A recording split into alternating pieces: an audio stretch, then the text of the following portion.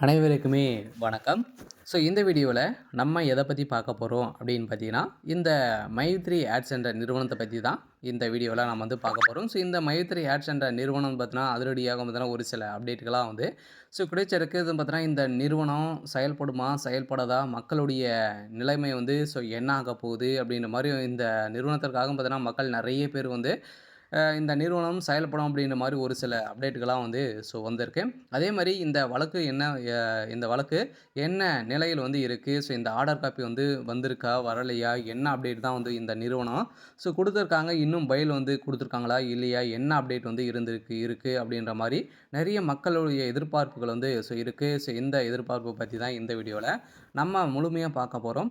அதுக்கு முன்னாடி நம்ம சேனலுக்கு இப்ப தான் நீங்க முதல் முறையாக வந்திருக்கீங்க அப்படின்னா, மறக்காம நம்மளுடைய சேனலை சப்ஸ்கிரைப் பண்ணி சப்போர்ட் பண்ணுங்க.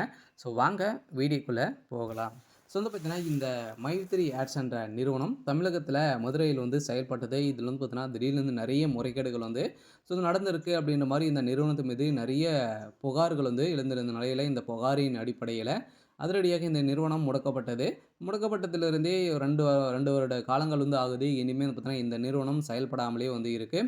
இந்த நிலையில் தான் இப்ப அதிரடியாக பார்த்தீங்கன்னா, ஒரு சில அப்டேட்கள்லாம் Google நிறுவனம் பார்த்தீங்கன்னா, அப்டேட் குடுத்துருக்காங்க. இந்த நிறுவனம் எந்த ஒரு பண மோசடிகளும் செய்யல அப்படின்ற மாரி பார்த்தீங்கன்னா, இந்த நிறுவனத்திற்கு ஒப்புதல் Google நிறுவனம் குடுத்திருக்கிறதாகவும் ஒரு தகவல் வெளியா இருக்கு. இந்த நிலையில் தான் மக்களுடைய வாழ்க்கை என்ன ஆகும் அப்படின்ற மாரி எதிர்பார்ப்புகள் இருந்திருந்த நிலையில, கூடிய விரைவில் வருகின்ற ஆ ஆகஸ்ட் 30ஆம் தேதிக்கு மேல பார்த்தீங்கன்னா, இந்த நிறுவனம் செயல்படலாம் அப்படின்ற மாரி ஒரு பேச்சுவார்த்தைகள் நடந்திருக்கு. இந்த ஆகஸ்ட் மாதமே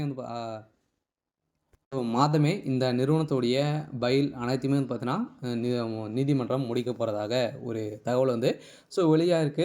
இந்த தகவலின் அடிப்படையில் தான் மக்களுக்கு வந்திருக்கக்கூடிய ஒரு மகிழ்ச்சிகரமான ஒரு தகவலா குடுத்துருக்காங்க.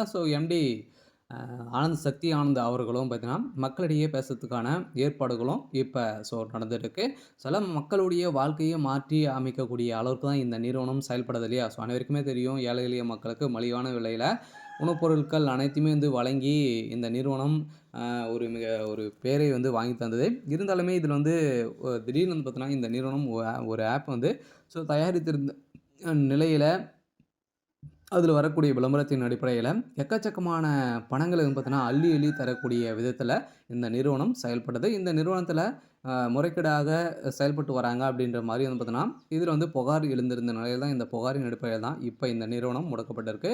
இருந்தாலுமே இந்த நிறுவனம் இந்த ஆ ஆ ஆகஸ்ட் இறுதிக்குள்ளே நம்மளுக்கான ஒரு மகிழ்ச்சிகரமான ஒரு தகவல் வரப்போகுது.